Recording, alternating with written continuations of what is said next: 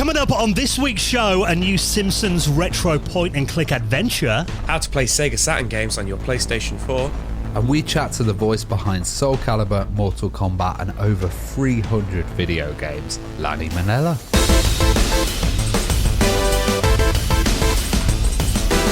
The Retro Hour podcast is brought to you each and every week with our good friends at Bitmap Books. Now, something you need to check out that's coming up from them this month is Go Straight, the ultimate guide to side-scrolling beat-em-ups, celebrating classics like Streets of Rage, Golden Axe, Final Fight, Teenage Mutant Ninja Turtles. At over 450 pages, this takes a deep dive into beat-em-up legends. Pre-orders are available from February 14th, and check out the full details at bitmapbooks.co.uk. Hello and welcome to the Retro Hour podcast, episode number 313, your weekly dose of retro gaming and technology news with me, Dan Wood. Me, Ravi Abbott. And me, Joe Fox. And welcome to this week's show, taking you behind the scenes on classic video games and, of course, a healthy dose of nostalgia laid on as well. You know, I'm really hoping that Ravi is on his A game this week, because you and I are probably not, are we, Joe? Yeah, I'm not feeling, I'd say I'm not feeling 100%. I'm feeling about 5%, to be perfectly honest. It's been 2 years coming, but COVID has finally got me. But not only has it finally got me, it's got me like 2 days after you got it as well, didn't it, Dan? Which, we haven't seen each other. We haven't seen each other. Like, it's just nothing I've transmitted to. A pure coincidence that we've both got it at the same time. But I'm here, I'm powering through, I'm on the energy drinks, you know, and Ravi has pulled it out the bag this week and just done, like, he's done the whole interview on his own. He's done pretty much all the research the episode on his own, just so I could stay all tucked up in bed. So I really appreciate that. Well, it's pretty awesome because, I don't know, we're doing interviews separately at the moment. I guess it's with time and stuff. We're not splitting up as the Retro Hour team. And and Joe and I were shivering in bed, I think. I had a fever. Because you guys did an amazing interview last week. That was really good fun, and I really enjoyed that. Ian Grieve, what a legend. Oh, absolute legend. And today we've got another legend on, and this is something a bit different. We've never had a video game voice actor on before, so this is a really entertaining interview. It's with Lani Minella, and she's an absolutely amazing vocalist. Like, I can't believe how much stuff she's done. She started, like, this interview, we talk all about it, and she started with Laserdisc and kind of, you know, the really early days of doing voice on video games. Went into CD-ROM, was a voice director behind Duke Nukem 3D. So, you know, she was playing all the female roles in Duke Nukem 3D. She found Johnson John as well, who played Duke himself. You know, she went into Diablo, just loads of titles. We talk about Bubsy 3D, your absolute favourite game there, Dan. She was actually the voice of Bubsy. She does Bubsy on the interview. Wow. Unreal Tournament. The list could go on. The Last of Us. You know, just looking at her credits, it's absolutely insane. And this chat's really interesting because we talk about the kind of development and progression. Because, you know, back then a lot of studios just used their staff as voice actors for games, and especially when CD-ROMs were coming out and stuff. You know, they really didn't think of it as a main kind of thing, especially not being realistic as well. Like, realism is in games now, and it's what it's all about. But back then, it was like a bit of a kind of novelty to even have a voice on a game. And you know what? Actually, it's kind of a part of gaming where there are so many like voice clips and stuff in games. And when you talk about, you know, Mortal Kombat and Soul Calibur, you know, beat 'em up games like that, where we all recognize those voice samples in there, and they're a big part of the game, but they're probably a lot more subconscious than something like the graphics, for example, but still a very big part of it. Yeah, but even like the sounds of, she does a whole piece where she's talking about getting hit by a grenade or getting hit by a bullet, and how the kind of expression needs to be really extreme and really out there. And when she actually did a lot of these sounds, I was instantly transported back to, you know, like playing FPS games on my PC back in the days. And, you know, it's just amazing to kind of hear. And it's a great area for us to explore, actually, voice acting in video games, especially for an audio podcast. Yeah, absolutely. So I'm sure you're going to be familiar with many of the games that Ravi chats about with our special guest, Lani Minella, coming up on the show in around 25 minutes from now. Now, we're poised over our mute buttons for fits of coughing, I'm sure, Joe, but we can get into the news stories this week, because there's loads of good news stories that we need to chat about. And The Simpsons, admittedly, The Simpsons on TV, kind of past its prime now. I still watch it if it comes on, but there are some incredible Simpsons video games. And this one, I was quite pleased to see, is not only a retro-style point-and-click adventure game that takes one of the best scenes of classic Simpsons. Someone has made the famous steamed hams scene into a retro point-and-click game. I love this. I absolutely love this. I'm gonna hand it over to Ravi in a second to tell us more about the game, but I adore season 1 to 10 of The Simpsons, and it really peaks kind of like season 3 to season 7. And the steamed hams episode is from season 7, the episode where it's the short films about Springfield. There's I think it's called 22 short films about Springfield or something like that. And the whole with Principal Skinner, and he's meant to be making lunch for Superintendent Chalmers, and he goes and buys the Krusty Burgers. To me, it's just legendary, isn't it?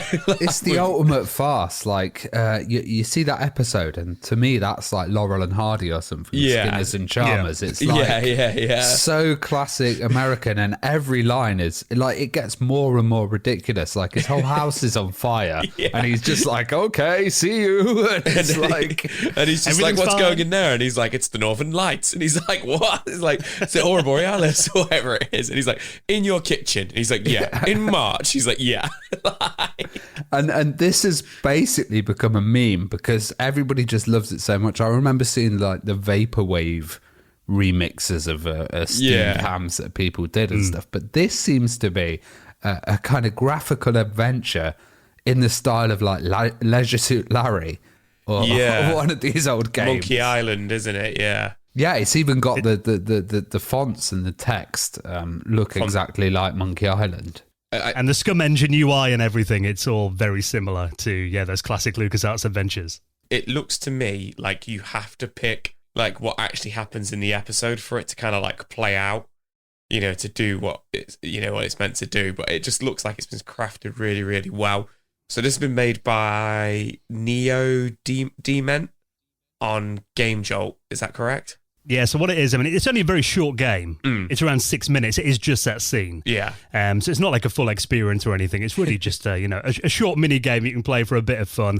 And he's put it up there. Obviously the big thing everyone's going to be asking is, obviously Disney own copyright to The Simpsons now. Oh, yeah. Are they going to be all right with this? And they're actually saying, there is disclaimers in there saying all trademarks belong to them and everything. And, they're encouraging you to buy official products. They can't stop the power of steamed hams. It's such a big thing on the internet. They're not going to be able to take it down. They'll have to have a department dedicated to taking down steamed hams content.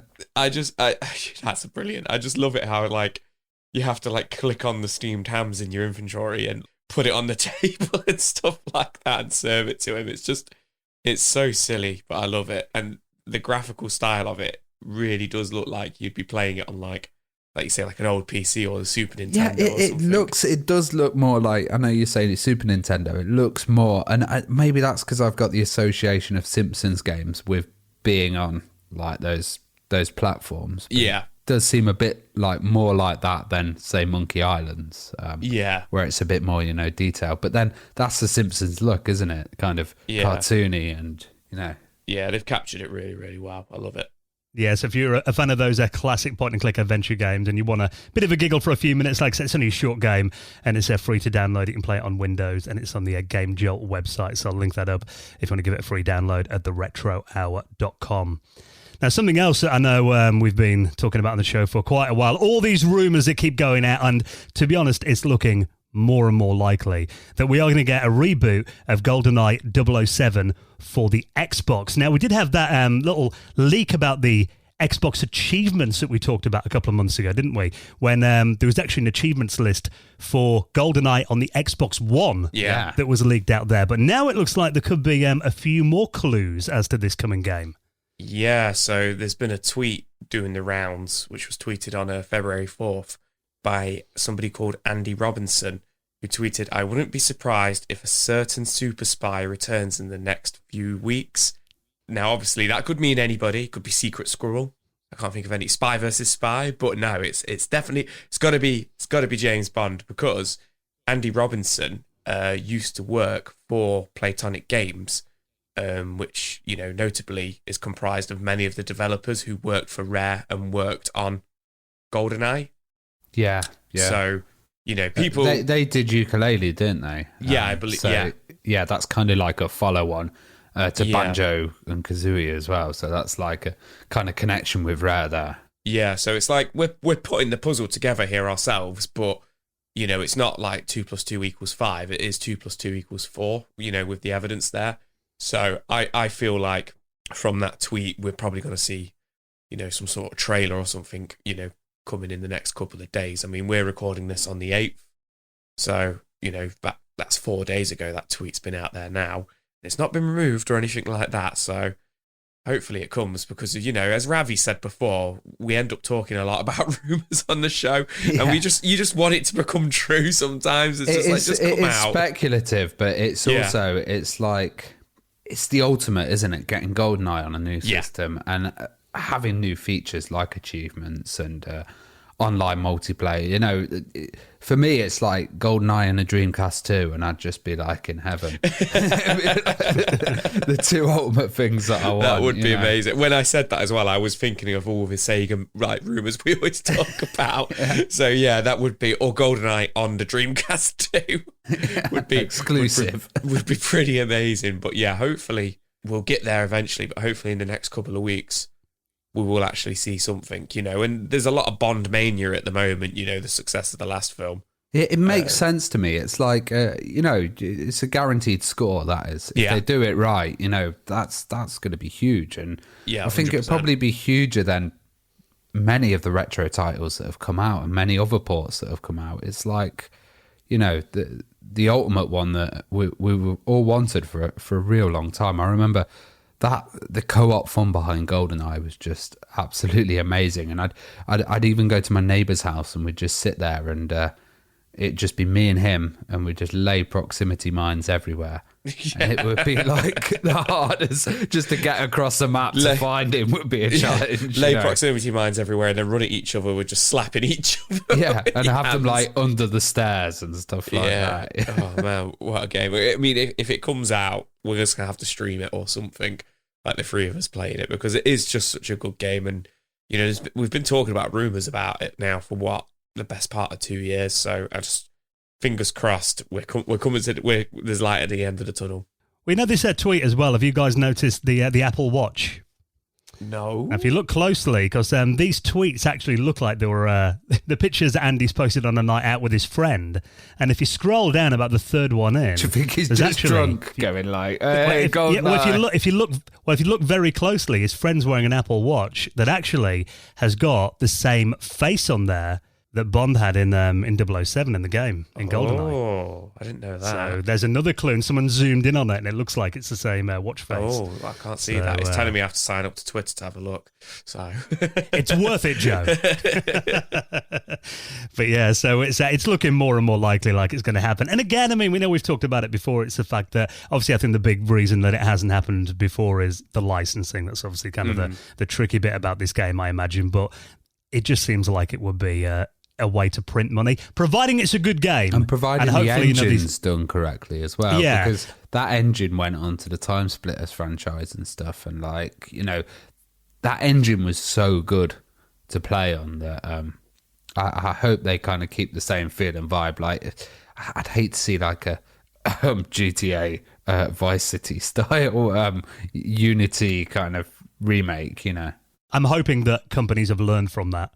Because it's messing with people's memories, especially games of this legendary status, you know, when the games that kind of people grew up with and they've got such strong nostalgia for it, you've got to do a good job. If it's games like people this. Like Playtonic, and, well, he's ex-Playtonic, but, you know, those kind of people know what they're doing with releasing these titles. Yeah, I have every faith in them, so we'll keep an eye on that story apparently in the next coming weeks. So as soon as we hear more, you will be the first to know. Now, you know, we're playing retro games, particularly when I get like on my Amiga or my Commodore 64. I know it's a little bit divisive because I look at, Facebook groups and stuff, and a lot of people, they're playing their Amigas and the C64s with Mega Drive pads and that kind of thing, which I don't think you should actually play a Commodore 64 with a Mega Drive pad. Apparently that can be very bad for it. But a lot of people prefer to use joypads, as we call them, instead of joysticks.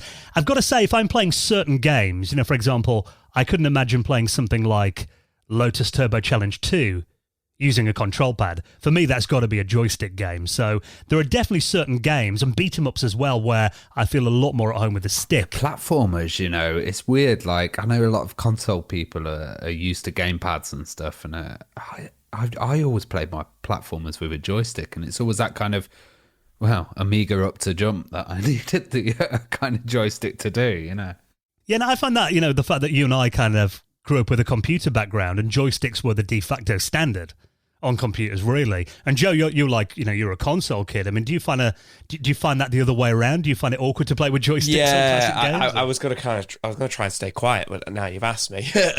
Like you say, I'm a console guy, and I think 100% there's a time and a place for joysticks, especially like in, arcades where you're playing like Afterburner or, Star Wars pod racing. I definitely feel like, and I'm thinking of the Star Wars game now with the lightsaber battle at the end. You like a big joystick? Yeah, I like the big joysticks like that, and obviously like proper arcade joysticks as well for fighters and stuff. But when it comes to, if I was to be playing like an old Mega Drive or SNES or something like that, playing a platformer or even a racing game, I wouldn't be able to do it. Like, I just would not be able to do it. I mean, I think we've played micro machines before on the Amiga with them, and I can't get on with them. I'm a controller guy. I'm a D-pad kind of guy. Well, not to get too innuendo-y, but back then, a joystick was your kind of sense of pride. You'd go around someone's house and you'd whip out your best joystick. And, how does your mind work, Ravi? No, but you know what I mean. You'd have an advantage if you had a good joystick, and you'd be like, "Oh no, I'm going to play you with this one." And now I've gone down this road. I can't dig myself out this hole. You take over, Dan. No, but I know what you're saying, though, because when I was a kid, we always had... My mum, I don't know if your mum was the same, she'd always buy me, like, the crappiest, cheapest joysticks. If I broke one, she'd go to, like, the market and buy me. I think I generally always got Cheetah 125s. I had a Cheetah as well. Like, I had hand-me-down ones, so I had a Cheetah Star Probe, which was quite a huge one, but... I think that was a hand-me-down that I got. And I had even the old Atari one, the plastic classic one with the one button. I'm looking at the Star Probe now. Yeah, I do remember that. That had an interesting look to it. That's a big joystick. Yeah, I can see why you were proud, Yeah, Ravi. it's very, very clicky as well, yeah. Well, the Zip Stick is probably my all-time favourite joystick, for like Amiga games and C64. That's generally the stick I use on there. I know a lot of people love the Competition Pros as well, which there have been some like the arcade joysticks that came out the one recently. With the ball on the top, was that the Competition Pro? Yeah, it's a bit more. Yeah, arcade-style joysticks. And there have been, quite a few efforts recently. I mean, obviously, Monster Joysticks, who sponsored this show recently, have got some incredible arcade-style joysticks. And we've got the arcade ones that kind of, they take the Competition Pro style, but put the arcade parts in there as well, so it feels a lot more premium. But the reason we're talking about joysticks is, and a couple of people have sent us this on Twitter and Facebook over the last couple of weeks, this is a thing called the Unithor. Now, this is a new joystick that's coming soon for retro computers, and this thing looks pretty impressive, and actually it takes a lot of the things that probably we all found a little bit annoying about desktop joysticks back in the day, and improves upon them quite a lot. For example, did you ever use the sticky cups on the bottom of a joystick? Yeah, all the time, and I'd constantly be licking them, and then after a while, they'd taste really weird. And you'd still kind of have to lick them and stick them on there, because you would really, push them left and right, and you don't want to snap your joystick. And you know, whenever I buy a second-hand joystick and it's got those on the bottom, I just take a pair of pliers and I pull them off because I know that they've probably got like 30 years worth of dried up spit on there. It's not something you want to get your hands on. Oh, man. But this new joystick here, though, it does away with the suction cups of old. And actually, it's got these kind of studs on the bottom that actually make it a lot more solid, a lot more durable as well, and actually keep it positioned onto the desk. Oh, cool. So there are a lot of things like that as well. And they've got stuff like some really good ergonomics on there as well. Because you play with a lot of these older joysticks and actually they give you a bit of hand cramp after a while. Yeah, it looks like a PC flight stick of like the later kind of PC, but in the stylings of like older, more classic joystick. Yeah, the position of the fire buttons, and it's got, you know, like a big yoke on there, or shaft, whatever you call it on the joystick. But yeah, I mean, this is really designed for classic arcade games, though. It's not like it's not an analog stick for flight sims or anything like that. Instead, it's designed, you know, to play your Double Dragons with and your Golden Axes and that kind of thing. And there are different colours on it. They've got LEDs are coming soon as well. There's a plutonium orange version, a radioactive uranium version of it as well.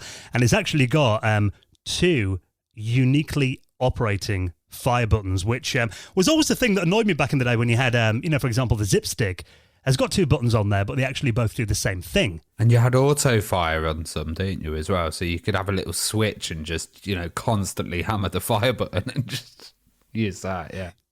Yeah, I'm not sure if this has got auto fire on it, actually, looking at it. Yeah, but they were handy when you were playing, particularly shoot-'em-up games. Yeah. I always found having that on would be quite useful. So yeah, that could, I mean, if they haven't got that on there already, I don't think this is actually, looks like they're going to be doing something, maybe like a Kickstarter or something at some point. So, you know, that could be definitely something that maybe people will ask for. It seems to have multiple options on it. So it's like A, B, C, and D at the bottom. Maybe you can select different configurations and then, you know, pre-tell it to auto fire or something like that. Yeah, it looks like there's definitely some element of programmability on this, which is handy because, I mean, there were some games, like I remember if you plugged in a Mega Drive pad into the Amiga and you played Desert Strike, the C button on the Mega Drive would actually change the weapons, whereas before you'd have to hit the spacebar on the Amiga keyboard to do that. Oh, okay. So there are, you know, quite a few games that were made for two-button joysticks if you had one, so it's definitely something that I think could be taken more advantage of. This also has the different inputs, right? So it's got the D sub, but you can also get a USB version. Yeah, it looks like there's going to be a version of that later on, you know, for emulators and stuff. But I think the original one's going to be Amiga, C64, Atari, Spectrum as well. You know, that kind of classic DB9 connector on there made for retro machines. So, yeah, it looks like they're going to be doing this on Kickstarter by the looks of it. They haven't announced any more details yet, but it does look very cool. And I've liked that, you know, the fact that in recent years there's kind of a bit of attention coming back onto joysticks again, because I think there are certain games where they just feel right. So yeah, and I guess it's certain generations and certain users like we kind of discussed earlier, and I think it's quite a nice thing actually to get a luxury one. I'd love to get one and hook it up to my modern gaming system and kind of see how that works. Yes, it's called the Unijoy is the website if you want to check it out, and the joystick's called the Unithor, and we'll keep an eye on that and let you know when the Kickstarter launches.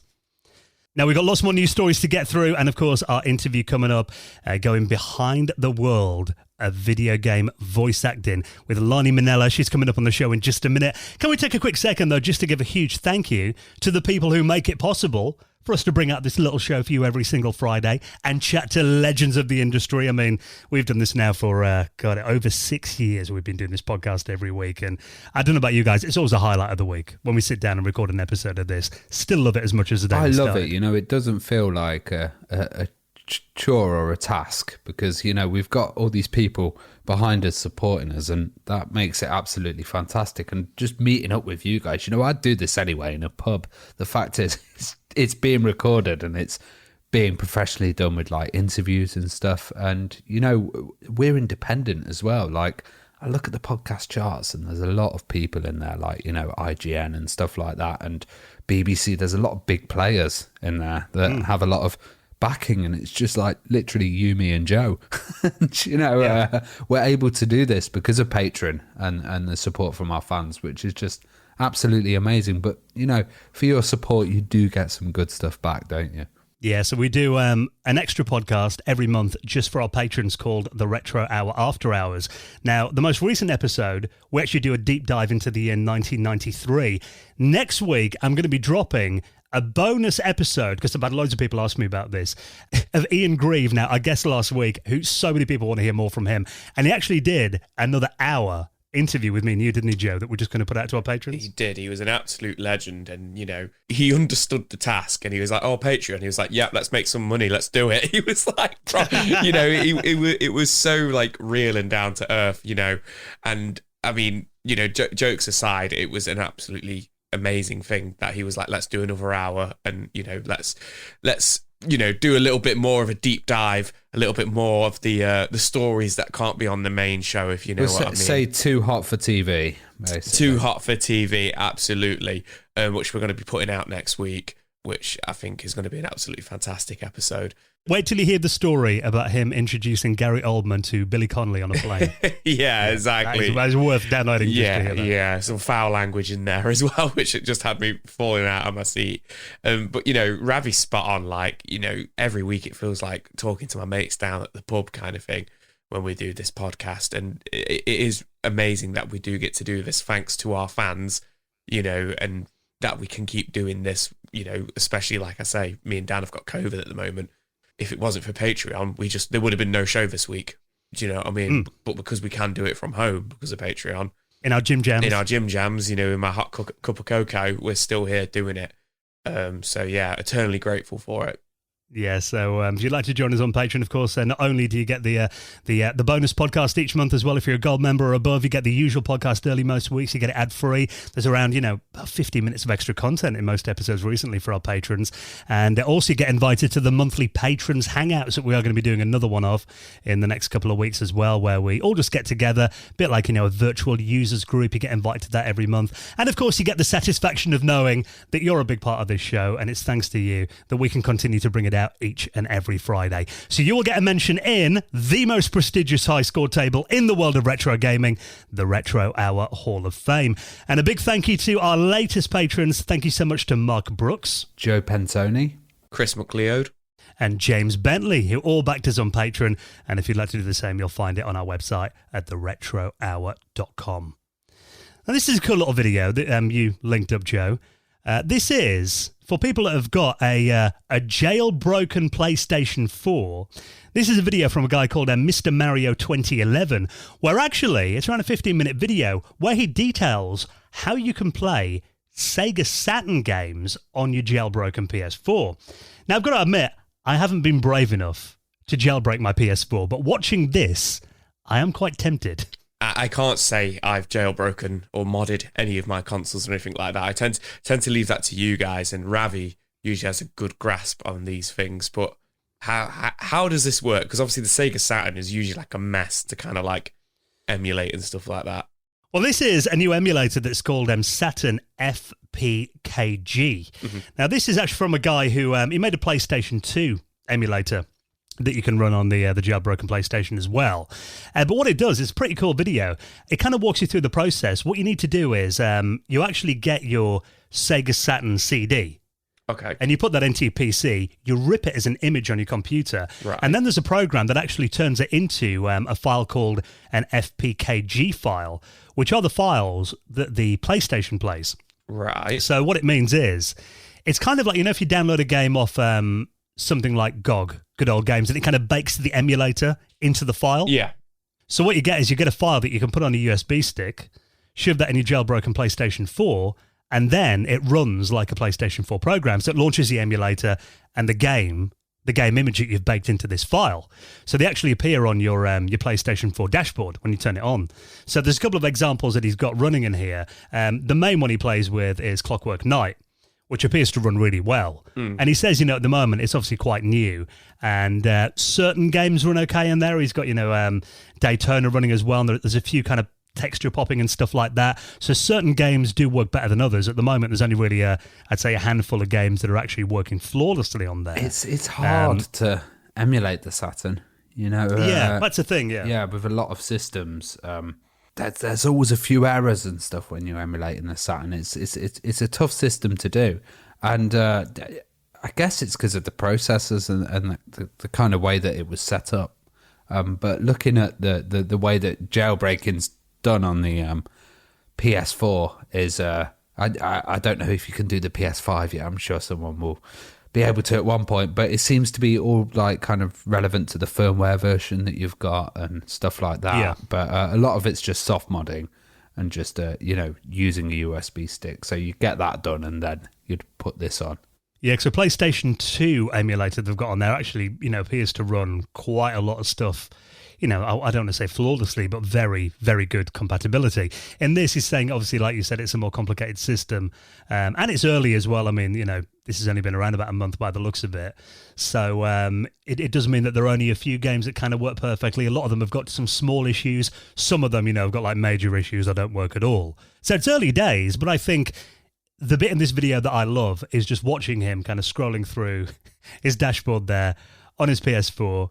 And he's got stuff in there like Daytona USA, and he's got Clockwork Knight, and just having those Saturn games launchable just by clicking it, and actually you go on there. And the stuff in there that you'd expect from an emulator, there's like a rewind function, and you can do save states and stuff as well, which, I think really adds a lot to the original games. I need to look into like this, because there's a lot of PS4s around, and I reckon it could be quite a good emulation powerhouse and something nice that you could just have connected to your TV and stuff. Yeah, pretty cool that, people are doing this. And I may have to investigate and see what I can do on it. Well, that's the thing about Sony. They generally, obviously, I imagine if you're, putting out jailbreaks for the PS5, they're going to jump on your case pretty quickly and get that, video taken down, I'd guess. But with the PlayStation 4, they generally tend to, when a new generation comes out, kind of leave the last generation behind pretty quickly. So even though the PS4 is like supported at the moment and stuff, there are a lot of guides I can see online about how to jailbreak it, and none of them have been like, hit with strikes or anything, whereas the PS5 ones do. So it kind of seems like, the PlayStation 3, that is so easy to mod now. Yeah. You go to a website and you can mod it. So it's nothing they've kind of actively patched or anything since the exploits came out there when a new system's been released. So it kind of looks like, maybe they're going to kind of let the PlayStation 4 kind of fall into the hands of the modders and crackers and stuff, and just leave them to get on with stuff like this, which would be cool. I've got to say that my PlayStation 4 is pretty much exclusively a VR machine. Not that I use it much. My PlayStation 4 is exclusively a Bloodborne machine. That is literally like the only game I play on it. Does this make me too retro that I've never even played a PS3? Yeah, that's pretty retro. Yeah. That is pretty retro. That's pretty retro. I played a Switch. I've got my PS3 set up in here, and actually that was one thing we were chatting about in last Patrons Hangout, wasn't it? How easy that system is to crack now. So I'm a bit like you, Joe. I'm always a bit nervous about modding systems, particularly ones that I still kind of play, because I figure, that is linked to my main PSN account. Yeah. And I just think, Sony are going to see it, they're going to, ban it, I'm going to lose all my games. It's not even about that for me, it's about breaking it. Like, just not trusting myself to be able to do it. People are always like, oh yeah, this is easy or that's dead easy, even when it comes to like DIY, but I'm a clumsy guy, I would definitely do something wrong at some point. But like you say, on our Patreon Hangout, we've got people coming on all the time like, oh yeah, I just cracked my PlayStation. It was easy. Like, did it in 2 minutes. And I'm just like, blown away by it. I'm just like, what? And then, like you say, Ravi's like, even like, what's a PS3? Well, actually, if you are a bit of a clumsy gamer, this device actually that we're going to talk about next could be quite useful, because this is a little device. They're calling this Save the Hero, which I think is quite a cool little title. And this is a device from Japan that if you've got kind of maybe neglected cartridges that you haven't really looked inside for a while, and they've got internal batteries in there that have run out of juice and you haven't replaced them, or even worse, maybe they've leaked a bit and you've lost all your precious save data. This is a device that lets you back up all of those saved games. But also the ROM. So if you have like a jailbroken device, you can legally play the ROMs on them. Because you can use this device to back it up. But the thing about this is, the save data as well. Being able to get your old saves off some of these titles are amazing. And, it's pretty cool because it does like a lot of systems in one. What are all the systems here, Joe? Like, yeah, it's got the NES, the SNES, the N64, the Mega Drive / Genesis, and the entire Game Boy line. So, Game Boy Color, original Game Boy and Game Boy Advance. So a lot of consoles on there. Yeah, and like they're saying it's going to be about 70 quid. But, the fact that you could get your whole collection and have it digitized with your saves and all of that. And I could imagine you can then use these ROMs in like other systems, or emulate them on whatever you want as well, because you kind of own the original cart. But just that save data is just so vital. It's like a time machine. Have you guys ever found like an old memory card, or have you found one of your old saves, and then it just takes you back to that time period where you were stuck on that level? Oh, million percent. And I, funny you should say that. I bought some PS2 memory cards a few years back, and I went to wipe them, and I found like all the old saves, of like the family who owned it before, and it said, like it was like a Noddy game for PS2, Noddy in his little yellow car. And it was like, Dad, save 1, like Jamie, save 2. And I was like, oh, it's so sweet, delete. So this is pretty cool, that like you can essentially rip it and save it. Yeah, and I've got one of my Amiga CD32s I hooked up a while ago, and I think I found a few saves on there. I think there's one from, God, I want to say it was like Gloom or something. Oh, wow. And that must have been on there since about 95, 96. I'm quite impressed at the memory on the non-volatile RAM in there has lasted that long without being kind of erased. But generally, I get a bit depressed when I find old memory cards and I load them up again. So I'm like, I could never reach this part of the game anymore. But if you're like a Game Boy user or something, and you're really into Pokemon, and like you had different periods on all the different Pokemon games and stuff, this can just be absolutely ideal for you. And then you want to play it on like a different system, or you want to transfer it and then have it on an analog pocket or something. It's pretty cool.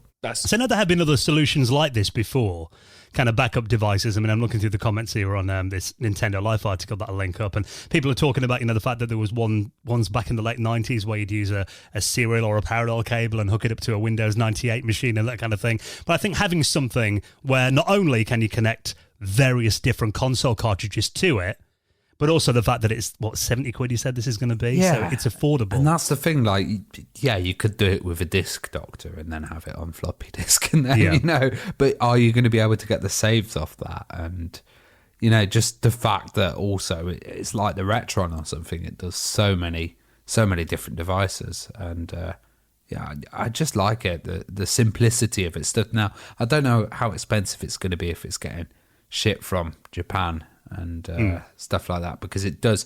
I've just checked out the Kickstarter, and it does seem to be mostly in Japanese. Well, it has been backed by the looks of it as well, so I mean, it's definitely going ahead. 209 people have backed this, and it just finished last week at the time of recording this. So, yeah, definitely. I mean, again, if it's something that actually takes off, a lot of these kind of things end up getting, distributors around the world. Because it doesn't look like, it's not a massive system. It's not like they're going to have to ship it in like a huge like wooden box or anything. Yeah. So, fingers crossed. And imagine if you've just got some like mad collection or some just random PCBs that you don't even know what they are, and you plug them in and you go, oh, okay, it's that game. Or, oh, it's the developer build of this. It's really interesting. Yeah, I think even just for that, backing and dumping cartridges, it's worth having that in your collection just to be able to do that side of it, let alone, the save game functionality of it as well. So, it looks really good. I think definitely something that we're all going to want in our retro gaming collection. So if you want to get a hold of that, the Kickstarter's finished now. I imagine the backers will be getting it, and we'll keep an eye on anything else we hear from it. We'll link up that and all the stories we talk about in our show notes at theretrohour.com. Now, we were talking about this last week. Let's take a second just to give a quick moment to talk about our latest sponsor of the Retro Hour podcast. And this is a new company who've come on board with a new service. And when we first heard about this, we said, we want to work with you guys because this is something that we really believe in. Now, obviously, you and I, Joe, at the moment are physically not very well, having come down with COVID. But obviously, mental health is something that I think has taken, globally a battering over the last couple of years in particular, with everything, the entire planet's been through. And our sponsor this week is our friends at BetterHelp Online Therapy. And we were talking last week about, some of the stigmas around mental health. And actually, I know that's something that you do in your job, actually, Joe. Yeah, not to go too far into it with my work and stuff, but I am actually the mental health advocate at work. And, that's not something that I nominated myself for or anything like that. It was just something that I got put forward to do. And I think that might be because I'm such a strong believer in that we should talk about our mental health, and we shouldn't just bottle it up and, kind of put it to the back of your mind, because of it does make you unhealthy. And going back to what I said last week, I'm a massive, massive believer in, sometimes you don't have to put a label or put a name onto mental health. As I said, me and Dan are feeling physically under the weather right now, but I actually believe that you can be mentally under the weather, and sometimes it isn't necessarily because there's something wrong with you or anything. It's just you're not having a good day or a good week or even a good month or year. And 100%, we should reach out and talk to people about these things because it just doesn't go away sometimes. And you shouldn't be afraid to just reach out. And I think BetterHelp is a really good way of doing that, because of some people are, it's all well and good me sitting here and saying you need to reach out and stuff like that. But some people, are worried about reaching out or, don't want to talk to somebody face to face. So I think this is a really, really good tool, for people to use, because you can do it over the phone. You can do it over video chat, but you don't have to go on video if you don't want to. You can do it over text. And also, it doesn't have to be a tool to help if you already are feeling unwell. It can be a tool to kind of stop yourself from, spiraling or getting worse, if you will. It's something that is there to help with. Therapy doesn't have to necessarily be something to help fix you. It can be something to help just get you through, if that makes sense.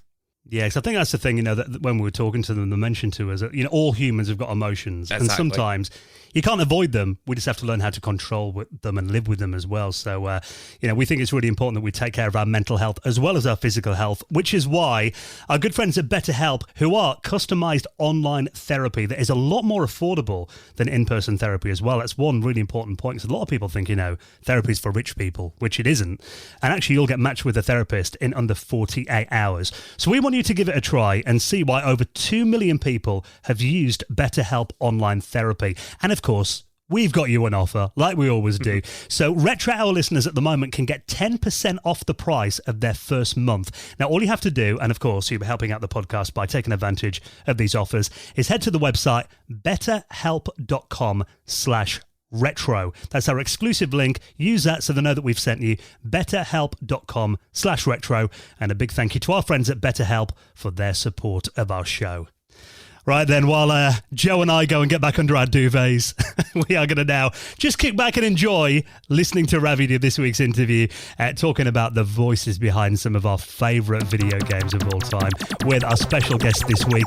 Lani Minella is coming up next on the Retro Hour podcast. You're listening to the Retro Hour podcast, and I'm here with voice artist Lani Minella. How are you doing? Great, how are you? Fantastic. We always ask a question of our guests first, and this is kind of like, what was your first video game experience, or the first kind of video game you saw or heard?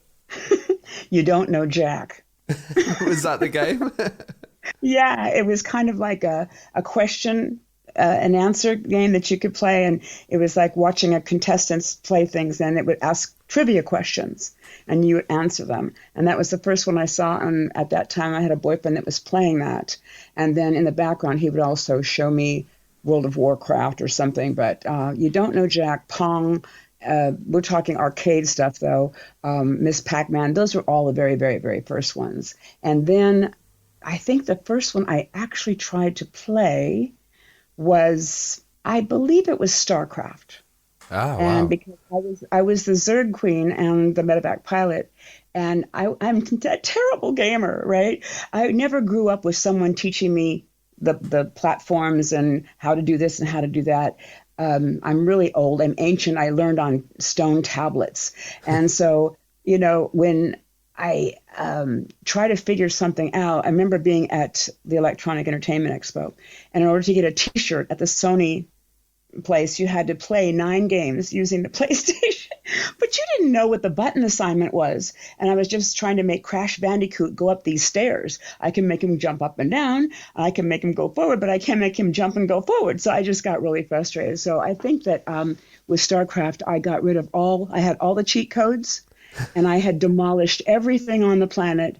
And it said in order for the Zerg Queen to pupate, you had to deposit her cocoon in the enemy headquarters. And I didn't even know about saving on a game. So you had to do it in one go. Oh my God. I'd been playing for 9 hours straight, and I'd gotten to the third level, played through everything possible. And I just took the CD out and threw it against the wall. I said, that's it. So, the next attempt was probably Nancy Drew, thinking that, oh, it's meant for 8 to 15-year-old girls. I can do this, right? Well, after 40 hours and it ended, and it was just a simple, okay, you're done. I thought, I have hit myself on the head with a hammer because it feels good when I stop. This is like, there is so much built-in time wasting, time spending, I should say, and it can be fun. But it's just that the reason I'm not so much of a gamer is because I have so little time that I don't have time to relax and enjoy games as much as I would like. Well, when did you first realise you had like a talent for doing voices and impressions of people? Well, probably when I was very little and I had no friends and I was an only child. And so I would probably imitate things on TV that I would see. Like I would be watching Bugs Bunny or something, and I wouldn't be laughing. I would just be intricately imitating things. When I got into school, especially high school, I got in more trouble for that because I'd be imitating the teachers and, I just had too much energy and too much boredom. You know what I mean? I think I was kind of a smart person. And so when things go slowly, I try to amuse people by telling jokes. We'd have in the UK a whole kind of group of kids that would constantly, and adults that would constantly quote Monty Python, and they would know every single word, and they'd also know every accent, and they'd do the whole scene in one go.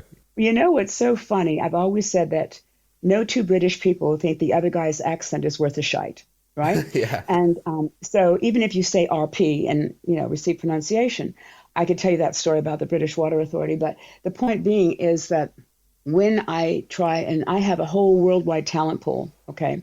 And when we do Neverwinter Dungeons and Dragons, oftentimes they say the elves would be British. We tried to get the dwarves Scottish, and we did a good job. But then Wizards of the Coast decided that, oh no, Scotland wasn't invented yet. So we had to take away all the Scottish accents of the dwarves. And anyway, so for the British things, if I have people that are always coming on to me saying, hey, hire me, I'm a voice person, I want to be added to your roster. Well, I will ask them what accents they do. And if they say they do a British accent, I'll say, can you give me an example? And they all go into Monty Python. I think it's like, okay, take the pink hanky out of your sleeve. And no, that's not what we can do. So it's pretty funny.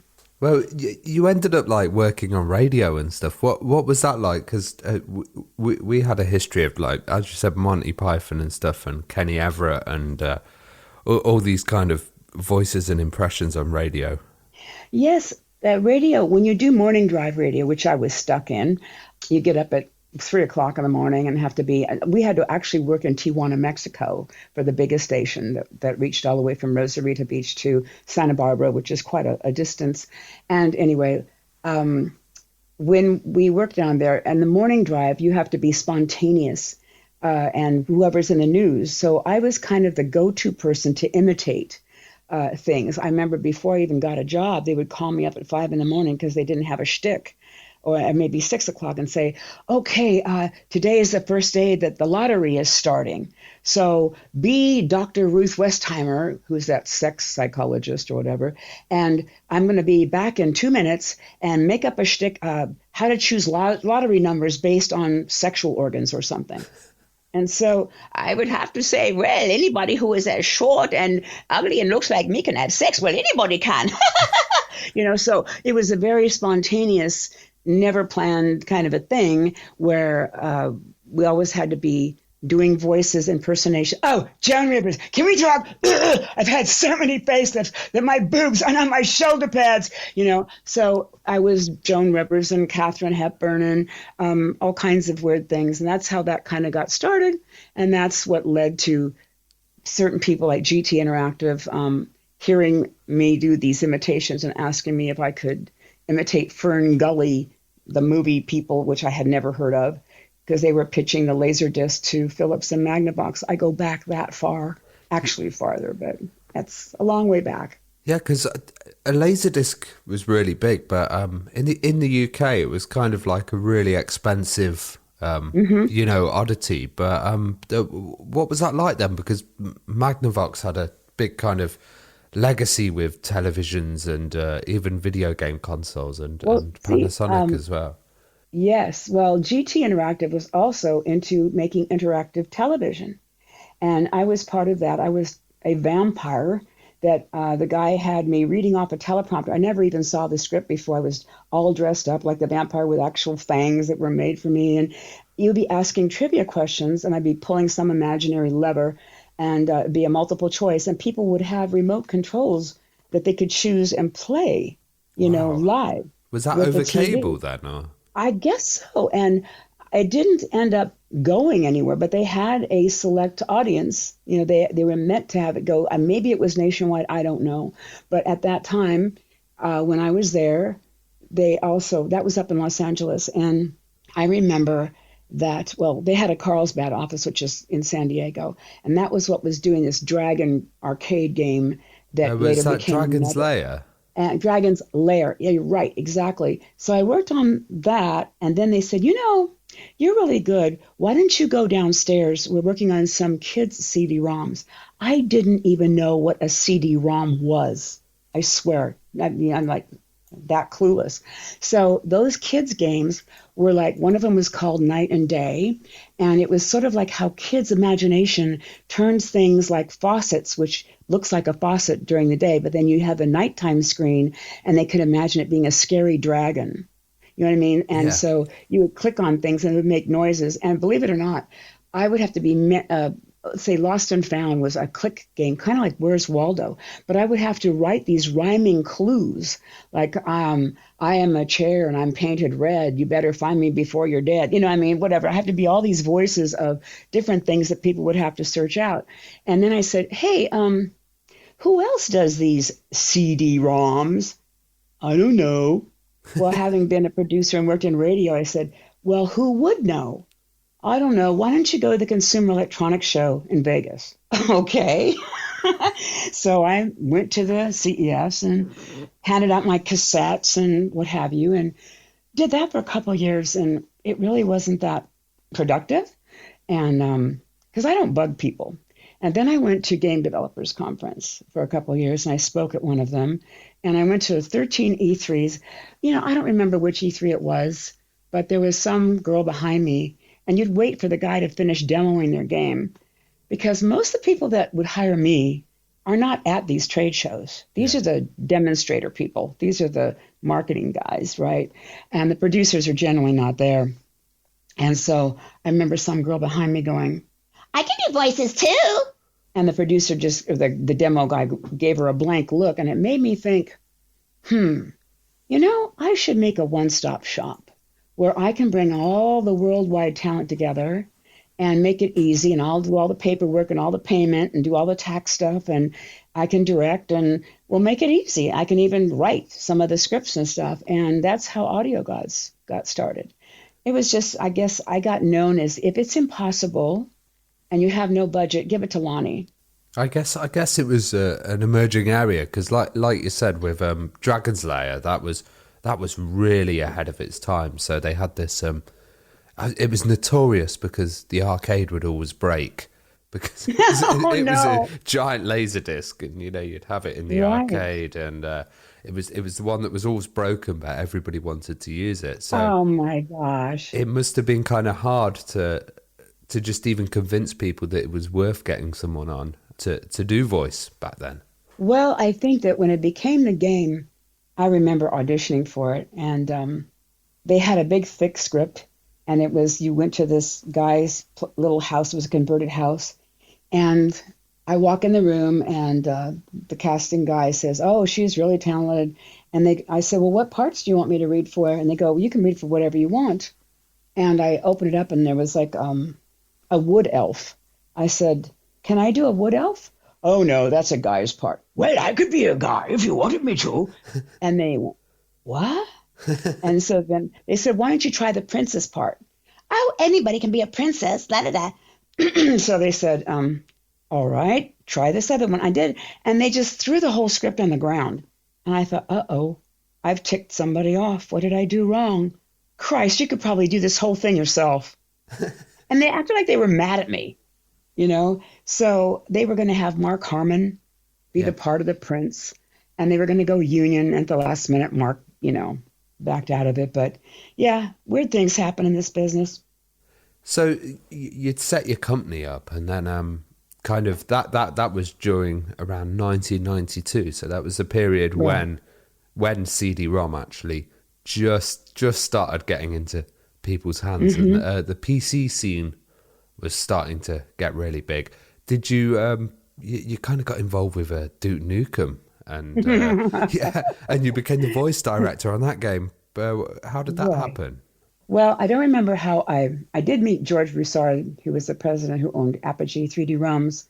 And I think he reached out and said, I'm looking for a male part for this game we're working on. And he wanted it to sound like some sound clip that he sent me from Full Metal Jacket. And I said, that's a great film. That is, yeah. I said, well, you know, that's easy. I know just the guy. Took it to John St. John, and he did it. And they said, fine. And Duke became quite a sensation for they kind of ripped off Bruce Campbell's script from Living Dead, you know, but people started downloading the prompts, like "Come Get Some," because they thought it was kind of sexually oriented, you know. So I remember people were using that for their computer prompts. Well, back in the day, he was like the ultimate dude, Duke was, and having that voice was an element that wasn't in there before that really added to it. And what's really funny is that John St. John can do amazing voices. Every character of The Simpsons and Roger Rabbit and all kinds. He was Alan Rickman's voice in Die Hard trilogy. Wow. So I remember we had more fun because I would play some female parts in Duke Nukem, and John and I are pretty spontaneous improving.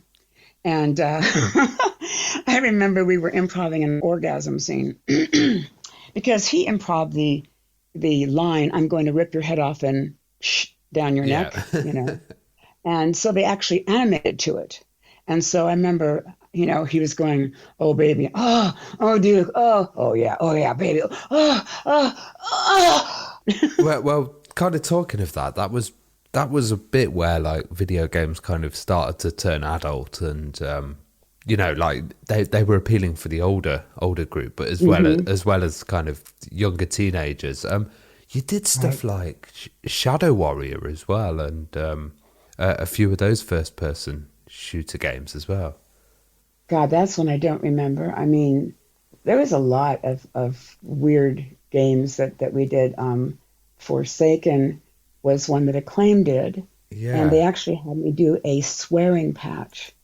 I had to be the most vulgar, but I had to be gender neutral so that my sexual offensive remarks could apply to either gender. Okay. And in the characters that were in there, like a Chinese lady and everything, doing a sexual insult patch. Wow, it really was the 90s, wasn't it? Kind of back then.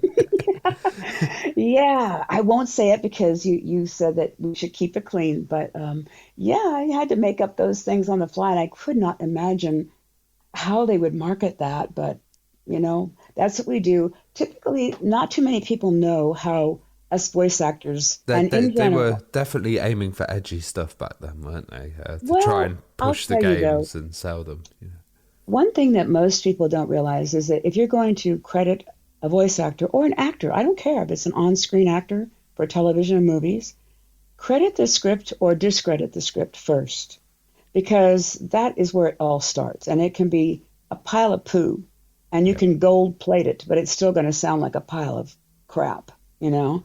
And so I think that the scripts that we saw in games, for example, when we did Unreal, the Unreal tournaments, that was back when you had so little memory, you know, that they couldn't have as many taunts. So, you know, I gave them like 50 taunts, but they would have stuff like, is that your liver over there? I'm like, that's lame. How about, you know, your face, your ass, what's the difference, or something like that. And the point was that the memory also, I remember doing StarCraft, the first one. Yeah. I was in the office. We weren't even in a studio.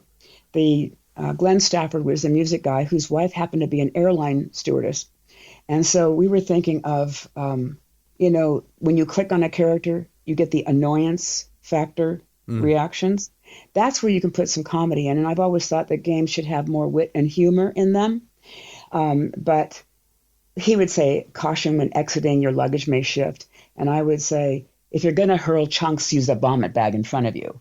Or in the event of a water landing, you too can be used as a flotation device. So those are the things that people talk about.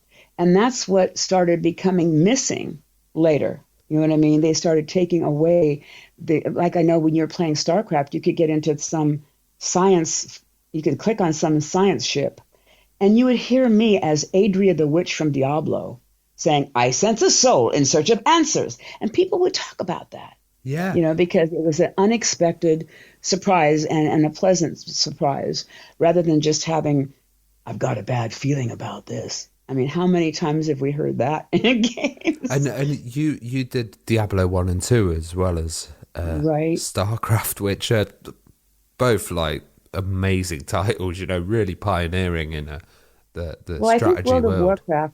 I think World of Warcraft was the first claim to fame where I was at GDC and people said, oh, my producer wants to meet you because you're the witch and the peg leg boy and whatever.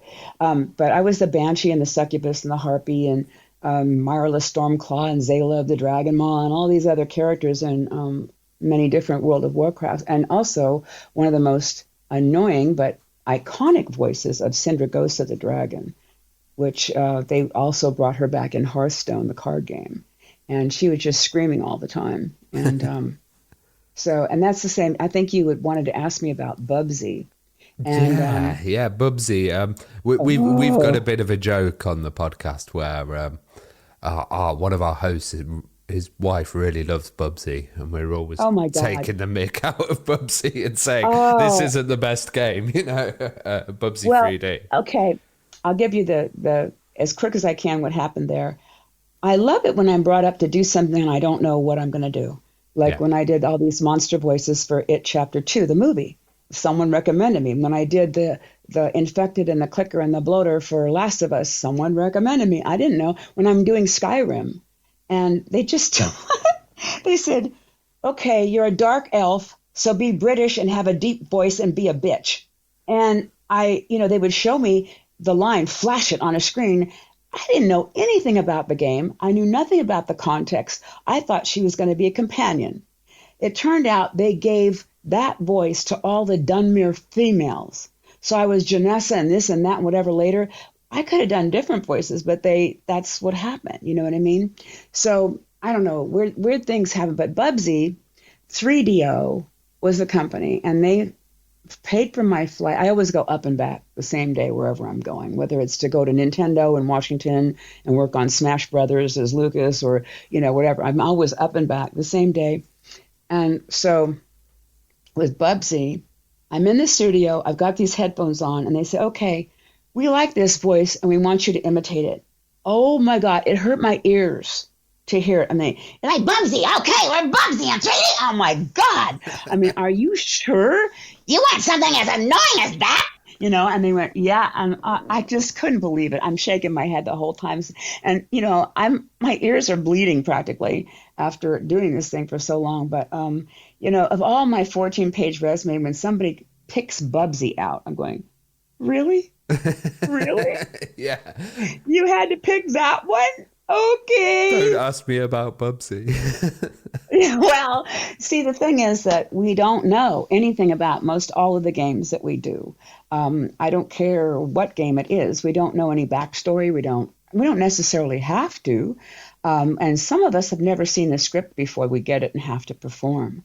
I remember there was going to be a game out by Blizzard, and it never came out. And it was Alex Strasser was a dragon, and she was supposed to be the queen of all dragons, and very big. And we were recording at a studio that Sierra and Blizzard owned, but they were using it for Fisher-Price games like Math Blaster and Fisher-Price ABCs and all that. So the engineer was a guy used to working on kiddie stuff, and now he had the big guys with a AC/DC black T-shirts, and so we had met outside in the lobby area discussing what kind of a voice we could give this queen of all dragons. And first we were thinking Alexstrasza is Russian, so maybe we can make her Russian. Or, maybe we can make her, all these ideas that were very tough. Maybe we can make her monstrous. Okay, we get in there and the guy is talking with them and they wouldn't let me talk. I couldn't hear what they're saying. And finally he gets on the mic and he goes, Lani, we decided that she is so powerful that you don't have to sound powerful. Just be yourself. What? Okay. So my first line was looking down at an orc. I didn't know what an orc was. And they're saying he's like an ant compared to you in size. And orcs are usually pretty big, things.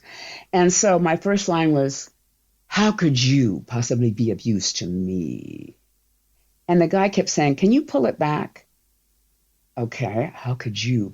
And he kept saying, can you pull it back? Pretty soon I'm talking out of my butt. You know what I mean? I'm pulled back so much that I had no power, no nothing. And it was just amazing. A lot of these things happen because of people's ideas. And then we actors get blamed for them. Like Bubsy! Well, I was wondering as well, like you did Steven Spielberg's director's chair, which was really pioneering. I think it had Penn and Teller in it as well.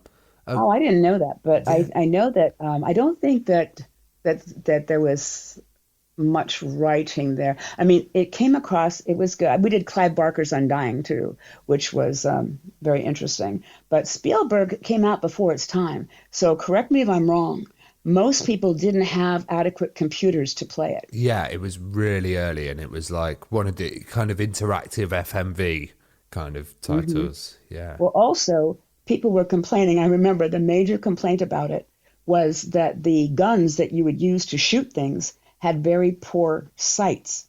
So they were old guns, and so if you aimed correctly, you'd be off. Okay. And people were really mad about that because they couldn't kill what they were supposed to kill. Well, one of my favourite titles was Die Hard Trilogy as well, and you mentioned that earlier. What was it like kind of having film references and be able to... Oh, we didn't. They made me... I had to buy it myself. I had to buy all of them and tape it on a VHS and then transfer some of the stuff myself onto a cassette and play it for the people for reference. No, they didn't supply us with anything. It was Fox Probe did it in England. And there was another guy, I won't mention his name, but he was working in America for Fox, and they had to approve it, right? So we sent them some sound samples of what we had, but he wouldn't even give me his phone number. And then also, Probe was a little bit naive in that day, and I'm not good with paperwork. I'm terrible, I'll do the work first. I'm really terrible with money. But they had a contract that said, we own the rights throughout the galaxy.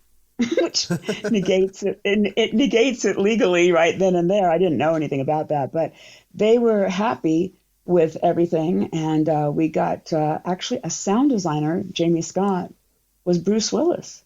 Yeah, so I kind of trained him how to be Bruce. He did a damn good job. The voices were really like accurate in that, even though it was all impersonations of people.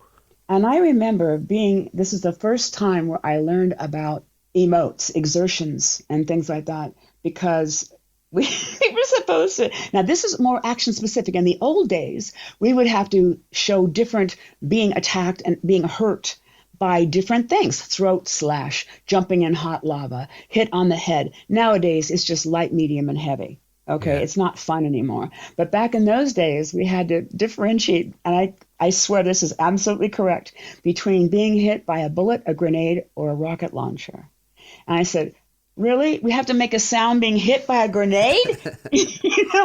But that's how big it had to be. Everything was way over the top. And I guess... That's like, the movies that make a gun sound like a cannon. That's all started. And there was a big competition between sound designers for movies and games. One was always trying to outdo and be bigger than the other. And this is where it all started in games. I guess kind of trying to put that level of emotion and expression. And, back then you had smaller kind of samples and stuff.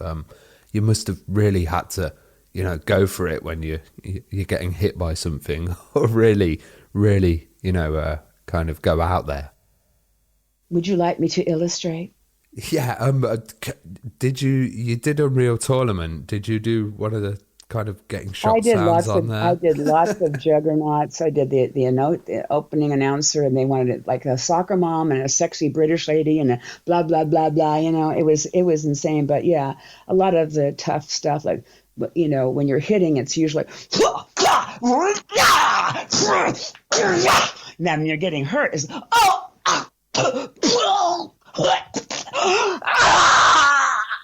there you go. That takes me back to those days. Yeah, one thing I loved about Unreal Tournament as well was the kind of the different kills, headshots and then like multi-kill, and that really added fun to the game.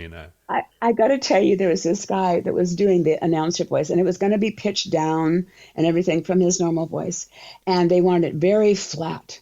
Everything would be like, now, red team wins the match. So you couldn't show any favoritism. It was like, yellow team wins the match, da-da-da-da. And this guy used to be a radio puker.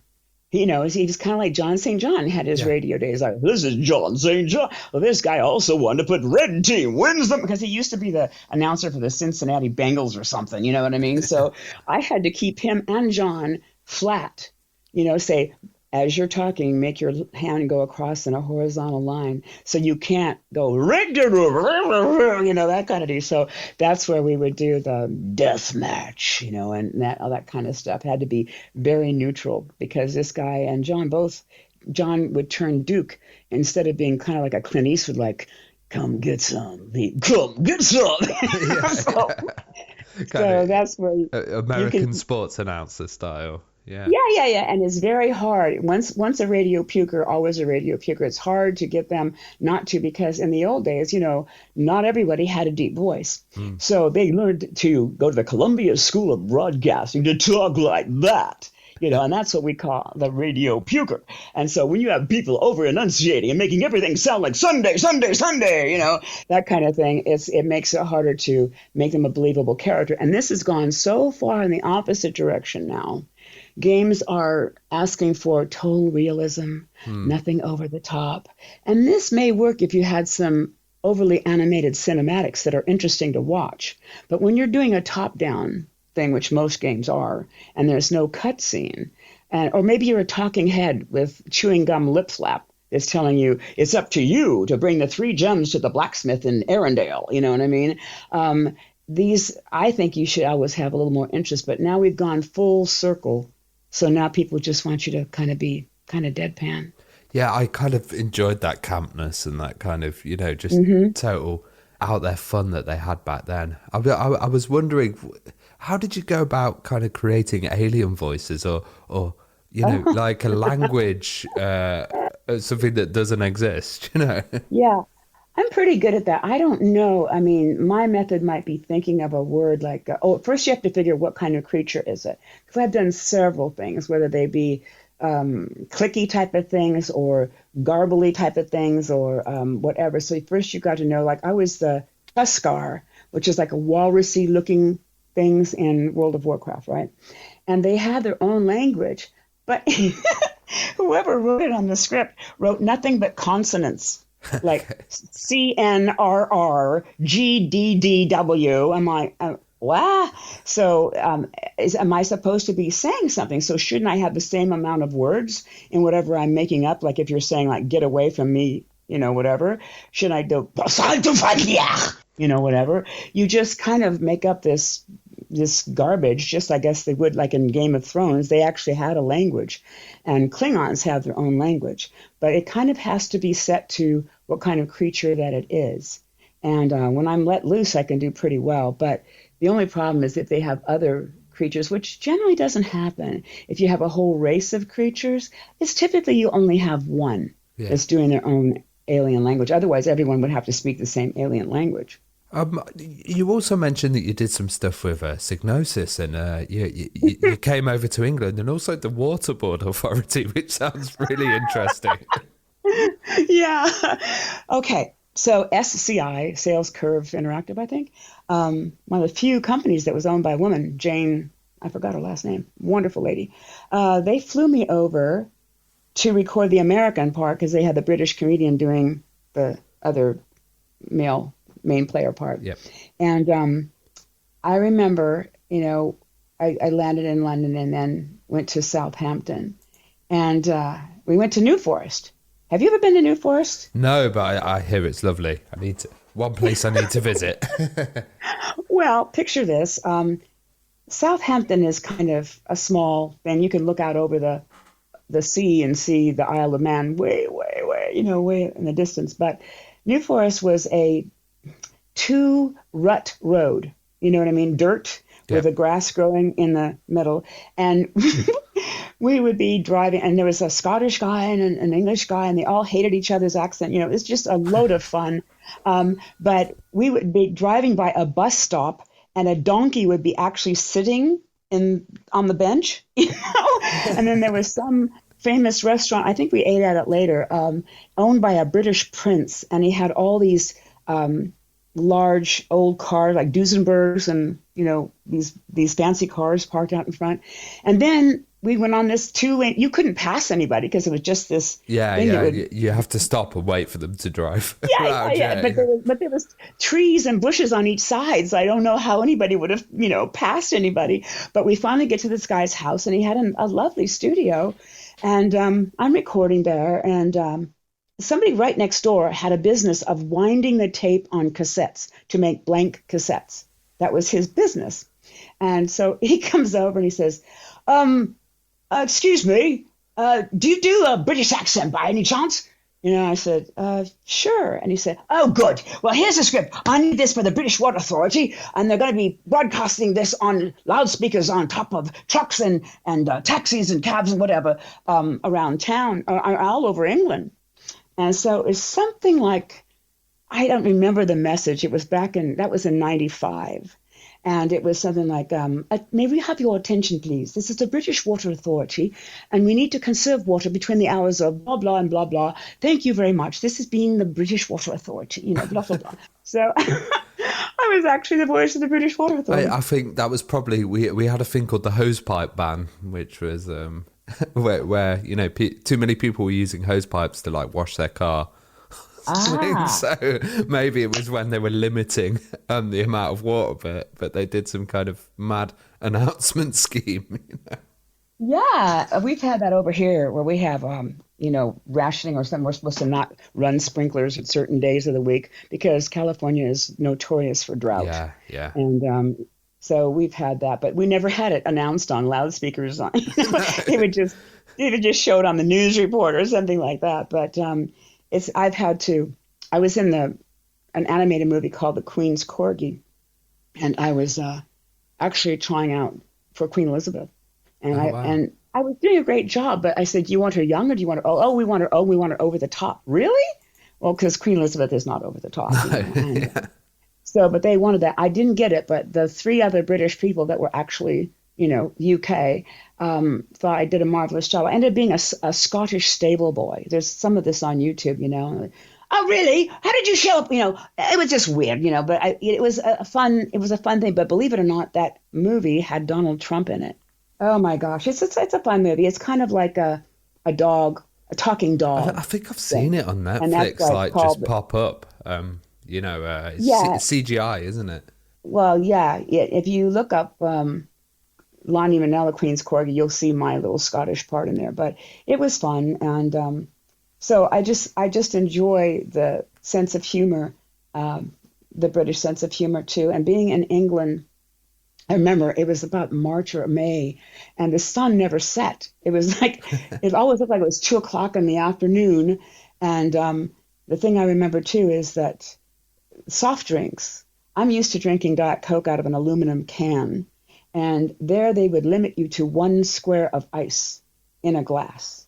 I'm thinking, I don't want my Coke in a glass, but that was it was a lot of fun. I really appreciate that. And then, you want to know about Psygnosis? Yeah. Well, see, that was the thing.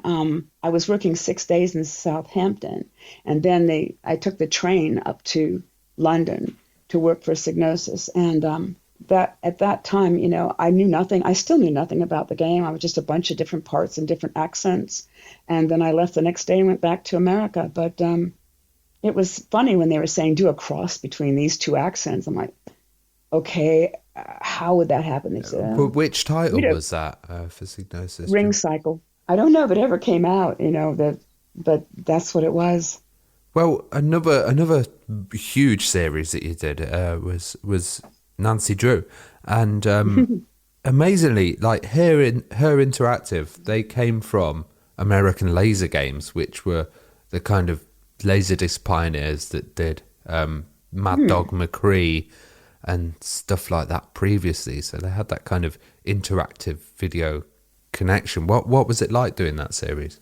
It was quite interesting because Nancy was not allowed to be cool or hip or be, what would you call it, confrontational when she was asking questions of things. She was always had to be Miss Goody Two Shoes. You know what I mean? Nicey. I couldn't even say things like, whoa, that was too cool. I'd probably have to say, gee, or whatever.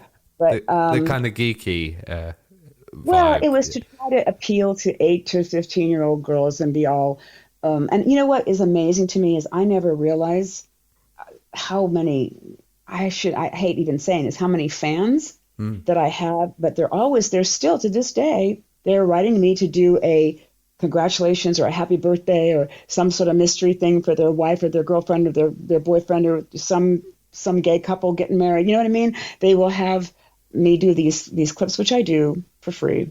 And so I'm glad that she still has some life. But in the old games, the writers were just fabulous. And you could inadvertently learn math by having to feed horses different amounts of things for which you did not have the accurate measuring cups for.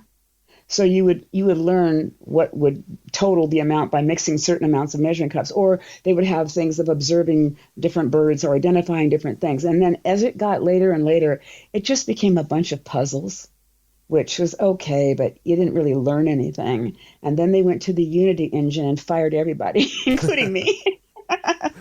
And I think that's kind of where it rests. I'm not sure they're going to be back with anything. Well, something totally different to Nancy Drew was kind of these legacy titles, which would be like Soul Blade and Mortal Kombat as well. So you were on the recent titles of those, and no, I was only on Mortal Kombat 9. 9, okay. I was Sindel and Sheba for that. Nice. And I didn't know anything about Warner Brothers was there and in the LA studios. And it was so funny because I didn't know any of the story about it at all. I didn't even know how the game played. So later when I saw the YouTube clips and how actually I'd be fighting myself, I would be Sindel ripping Shiva apart, and she, how they rip each other from the head. It's brutal, in half. isn't it? It is so gory. I'm going, oh my God. So the emotes were probably, the exertions were probably the most, the set was not your typical attack, being attacked, die. There'd be stuff like, you jump, somersault. Somersault? Okay. Or land and flip over. Okay. So it was fun. And then I got done with Sindel and we did Shiva. And they said, okay, that's a wrap. I mean, wait a minute. Doesn't Shiva have exertions? Oh, you can do exertions in a different voice? Well, duh. Really? Nobody else has been able to do that. And it was Technicolor Studios at the time, which is one of the bigger LA studios. They're gone now, but they were chasing after me because I guess that was some unique ability that I didn't realize not everybody had. But you were also Ivy as well, weren't you? Oh, yes. I remember Ivy. There was a first Ivy that they brought me up and said, we want you to kind of sound like this. And with a British accent is fine. But there are certain sentences that are not conducive to a British accent, like see them or something, or whatever. So I remember there was a little Japanese guy, and he was coming in the room with me to show me what to do for exertions. And he goes, okay, the first time you do a little exertion, like maybe you stab with a knife, just go, huh, huh, huh. I said, oh, you mean like, huh, ha, huh, ha, huh. And he goes, oh, you have done this before? Ah, nice. Yeah. Yeah. And the same thing, I got to tell you a cute story with Sonic. Oh, yeah. Okay. Because you did a bit on Sonic as well, didn't you? Yeah, I was Rouge the Bat for Sonic Adventures, and we worked on Sonic Heroes as well. But the funny part about it was that the Japanese people had not recorded any Japanese before they had animated it. So the animators would put in big wow, like mouth things, and it was inappropriate to what we were saying at the time. And so they finally we had to roll 3/4-inch tape and back it up to watch the scene, and it would just be totally not matching where the stuff, and they would go, oh, it's okay, just make it last as long as the Japanese symbols are on the screen. So if you ever have a problem with thinking that the lip flap wasn't big, now you know why. It is because there was no Japanese recorded. So kind of like bad dubbing, where it was the mouth didn't actually match what was coming out of it. Right. So Amy would be walking along going, I say, can she go do, do, do, do? No, we can't say anything. So she'd be walking along this very boring hedge, and her mouth would all of a sudden go, wow. And then she'd walk along some more. And then then the monster would come and her mouth wouldn't open at all. I'm thinking, okay, she needs to yawn or do something because her mouth is open. Nope, can't have that. Can we make some noises for the monsters? Nope, can't have that. No room. I'm thinking like, okay, well, that was a kind of an interesting thing. They wanted the people to actually look like the characters. Naka-san was an interesting guy. And I said, they made us do a whole other audition after they'd already chosen the voices. And John St. John was Biggie, okay, the big fat cat. Yeah. And, oh my gosh, it was a mess, a complete mess, because I forbade Naka from seeing the people that were coming by. Who in the hell is going to look like an echidna? Yeah. They said that John St. John wasn't fat enough. I'm thinking, yeah, we're going to have a hedgehog, a guy with quills coming out of him, with blue We're hair. going to have that. Yeah, and then it was one of the first times where they'd always let women do the kids' voices. Hey, Sonic, Tails, whatever. They always use that, but this is the one time where they wanted to use real kids. And I warned them against that. I said, number one, they take longer to do. Number two, their voices can change if you have sequels. And nope, they still wanted to do that. And we had to go through 3 kids because they reached puberty. The funny part in studio when I was doing Rouge was there was a part that she was supposed to sound like she's climbing up a cliff. And I know how to go like, oh, no. It's like this. And the guy would hold his hand up like you're giving a V sign, like a victory sign, and he'd hook his 2 fingers over and go, huh. And I go, that is climbing a cliff? Yes. Okay, so I went, huh. No, like this. And he would make that same gesture. I'm doing exactly the same sound that he's doing. But he finally comes in the studio, where I am. He comes in my space, stands behind me, and does the little. And you know what I realized? All I was missing was the gesture. So I made the gesture and did the same sound. He goes, yes. It's like no one's going to see the gesture. Yeah. Exactly. But the point, too, is that they had Sonic drowning by saying blub, blub. That's like having a horse say nay, and I said, can we make him go blub, blub? No. He has to say blub, blub. Yes. Okay. And that's all I said. And then I was deemed as being difficult to work with. Yeah, that's really interesting because that was like a period where it was going 3D and the transition was always a bit painful going into Well, you remember kind of 3D the terrible... Mode. Do you remember one of the most iconic memes or whatever was all your base are belong to us? Oh, yes. Yeah. Well, that's a great example of the bad scripts. You know what I mean? But how they become iconic because they are so bad. And I've had many games like that, Ill Bleed, and where they go, Johnny, ugh, Johnny, ugh, Johnny, ugh. You're just like, what the heck? And I guess it's all different regions as well. So do you speak any other languages? Do you have to do like... No, we don't. We could do localization, but it's been hard because, and yes, a lot of our games, when I do Neverwinter, it gets localized to many different languages. And so we have to record our stuff to send over wherever they're doing the localization so they sound like us. But the problem is, I think a lot of people, for example, I've worked with a company in Finland, and they spoke really good English. And, they got their English from watching old American TV shows like Knight Rider. Ah, okay. So I think it's better if sometimes, because of the cultural difference in acting, such as German, they kind of act like machine gun, because I know, because I've gotten the German stuff to listen to. And they would choose voice number 1 can do these 9 parts and be all the same voice because they're not in the same scene together. Are you kidding? Okay, but we don't do things that way. But culturally, even the Japanese, they would speak more a different way in the cadence. And, Asian people more respectful, things of that. I'm not talking like chicken number 5. I'm not talking like that. I'm just talking about more ceremonious. And the Germans are much more attack, da, da, da, da, da, da, da.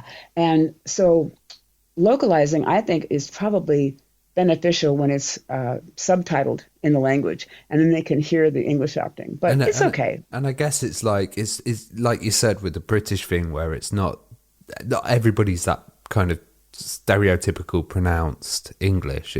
There's a lot of regional stuff in there as well, and with every language, there's a kind of regional vibe, or there's a different. Well, the thing you don't want to do, you can really offend people. We did like I told you, we did the Hitler game and all that stuff, and we had somebody that was German in there, and because you can have Bavarian and Austrian and everything speaking German, because of what happened in the war, I guess the situation between Austria and Germany not being good, or let's just say Korea and Japan not being great, you have to be careful. Yeah. Because you can't sound like Arnold. You can't sound like Arnold Schwarzenegger. You're going to offend a German.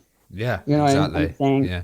So it's a strange thing that you have to be kind of neutral.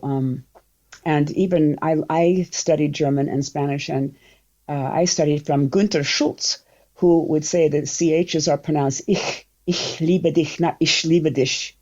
And there's a difference of Bavaria, having the sh instead of the ch kind of a sound. So you have to be, when a company called LocalSoft, which is a localization company in Spain, they would get their Spanish recorded, believe it or not, in the Canary Islands. Wow. Because they said they had the most neutral Spanish speaking, because there's all kinds of Cuban influence when you get near Florida. Yeah. You know what I mean? There's all these different things. But I'd say when we're asked for a British accent, generally they're not going to specify, like West End or Croydon or something of that nature. It's going to be more along the Lord of the Rings, you know what I mean?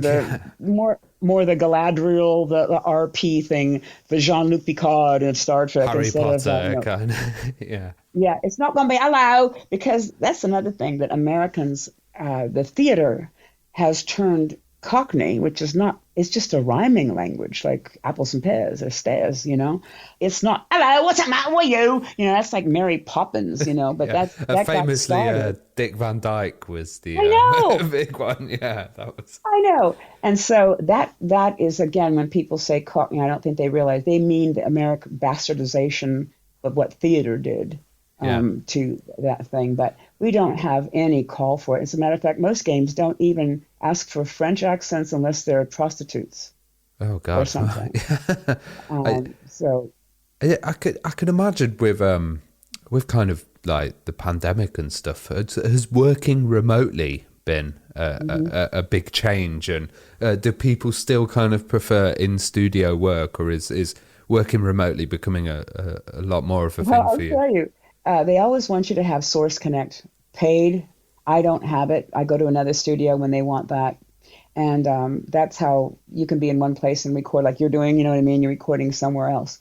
But to me, that you will get a line loss when you do that. Just like ISDN is kind of a thing of the past, but you can use IPDTL to hook up to somebody else's ISDN. But what they always do when they have that in a session where you are somewhere, but it's your equipment and you're simultaneously recording somewhere else, is they'll have you save the file and then upload the raw file later, so there's no loss.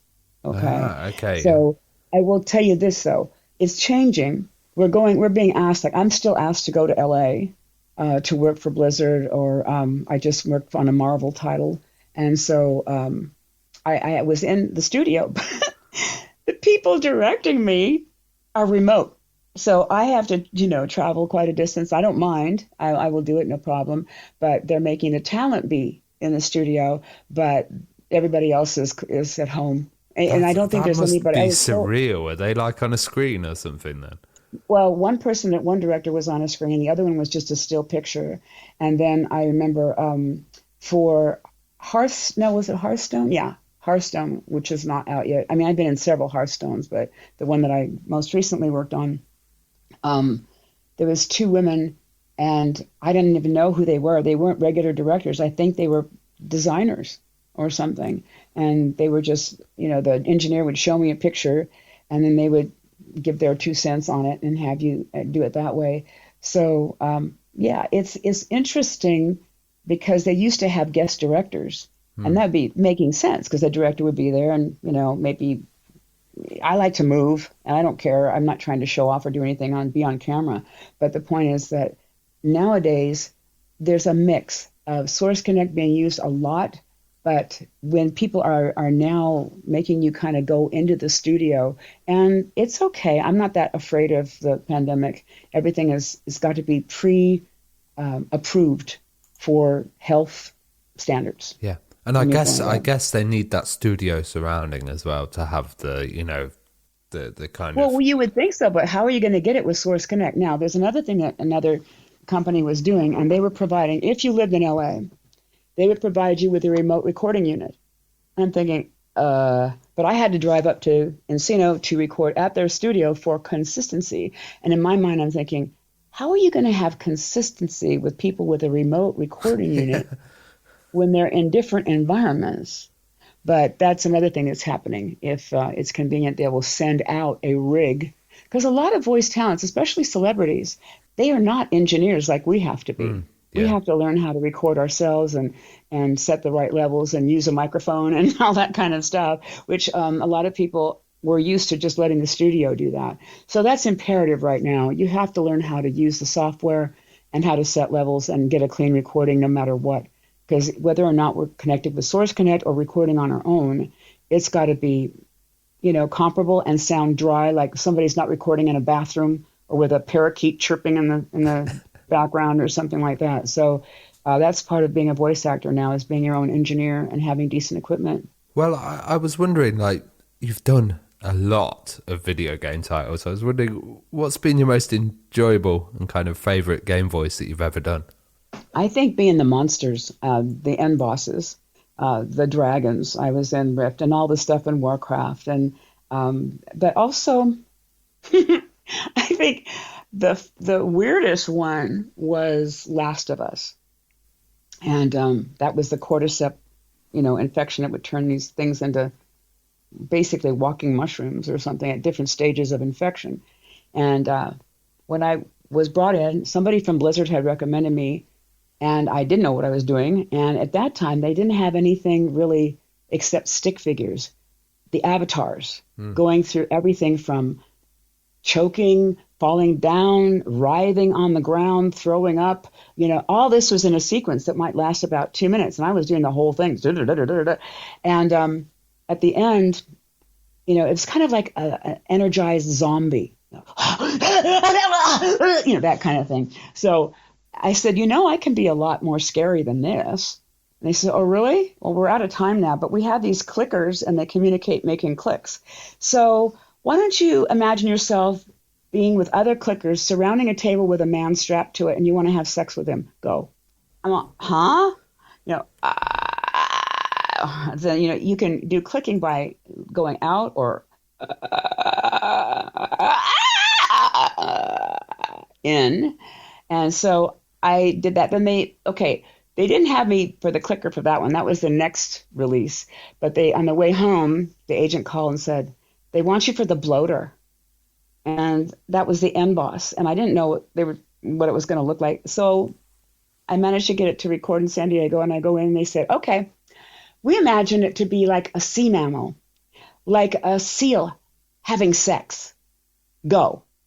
I'm like, what's with this having sex stuff, So those are we have to, because I told them, I've watched enough nature programs that usually male seals only make noise when they're fighting other male seals. And so I had to imagine something like